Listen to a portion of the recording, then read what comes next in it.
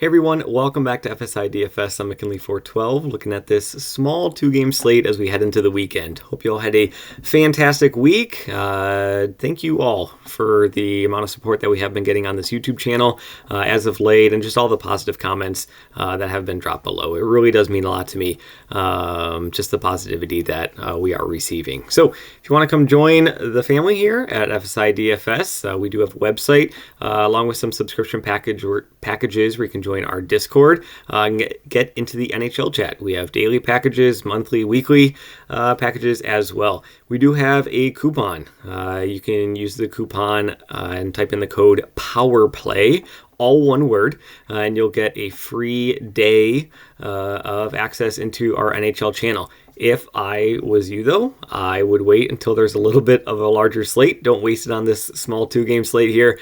I would wait till next week when we have one of those larger slates, those double-digit kind of slates. So let's just dive right into this one here. Calgary at Columbus. Calgary minus 140 favorite. Calgary is on the second end of a back-to-back. They played in Buffalo on Thursday night, and after the game, they flew over to Columbus. New Jersey facing off against the Islanders. New Jersey a slight favorite. It's just, man, this slate, I'll just say it right now, it is not exciting. The Islanders are a DFS landmine. I don't know what the word is, but they're just not a team that you ever want to play in DFS.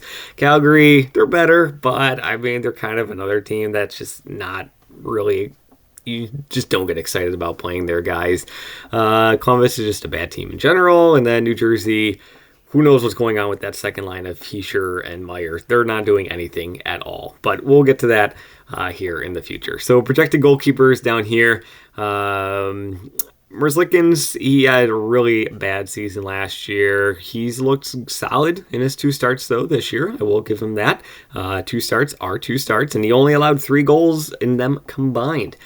So he's been off to a nice start. Sorokin is the best goalie amongst all of these 4, though.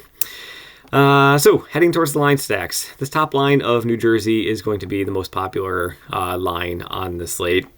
So if you are doing GPP, or especially like those large GPPs, you just need to get off of all of these guys. Don't play either one of them. Toffoli, Hughes, and Brad, all 3 of these guys are capable of getting that shot on goal bonus. Your main production is going to be from Jack Hughes. Obviously, just look at his salary. But also Jesper Bratt. Toffoli, he can get there for sure. But he's more of like I'm going to shoot the puck quantity over quality type. So he might get a shot on goal bonus with, no goals at all. It's entirely possible. So if you are playing large GPP, definitely fade these guys. If you are playing GPP, I think that the second line for New Jersey is a lot more intriguing, but we'll talk about that here when we get into the individual plays.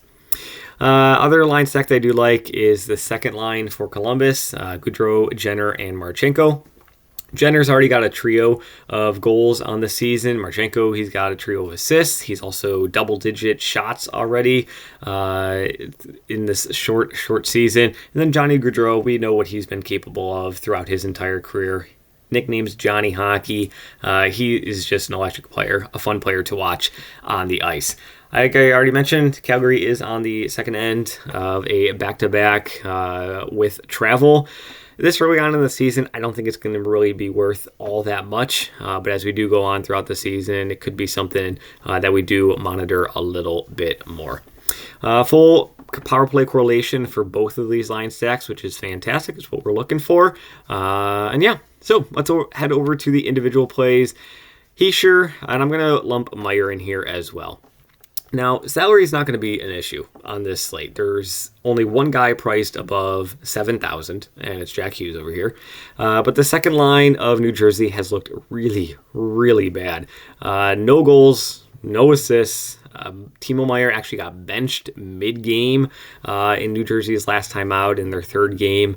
So it's probably going to reduce quite a bit of ownership and interest on them. However, Timo Meier was 14th in the league in goals scored last year. He had 40 goals scored. That's a goal every other game. He had 326 shots on net. That's good for 7th in the entire league of guys generating offense. So I'm not going to let 2.5 games of poor play stop me from playing Timo Meier, because this guy's ceiling is arguably as high as anybody else's on this slate. So I really do think that the second line for New Jersey is going to be really intriguing. Hischier and Meier, they're going to be skating together at even strength. They're also going to be skating together on the power play as well. So if you have one, I would definitely recommend getting in the other one. Guy on the right wing for them, I think it might be Palat. That's who was skating next to them in warm-ups on Thursday, or in practice on Thursday. Just kind of pay attention to that as line rushes come out 30 minutes before the game. Brock Nelson, 5.8K for the Islanders. I kind of talked about how the Islanders are just not a great DFS team, and they're not. Like, they play very defensively. They're just going to... Their last game was a 1-0 win. The game before that was, I think, 3-1 or 3-2. It's just, they play just such a gross brand of hockey. It's just not entertaining to watch. However, Brock Nelson, 5.8K. He is able to generate shots. It's not like some centers who have no shot floor whatsoever, and they're honestly just looking for a rebound around the net, or a deflection from a shot from the point. Nelson, he generates shots from open ice, so he does have that going for him. He's already got a goal on the season. I believe he has an assist as well, even though the Islanders only have 4 goals to start the year. Second line center for Nelson, top power play unit. And I really think that the Islanders are going to use that Bo Horvat line, their top line, to try to stop this Jack Hughes, Toffoli, Jesper Bratt line for New Jersey, which means that he's probably going to be playing and matched up against this Hischier and Meier line. So if Hischier and Meier continue to play as bad as they have been, awesome for Nelson. But if you're more so on the Hischier and Meier side, maybe fade Nelson. I wouldn't play Hischier and Nelson in the same lineup.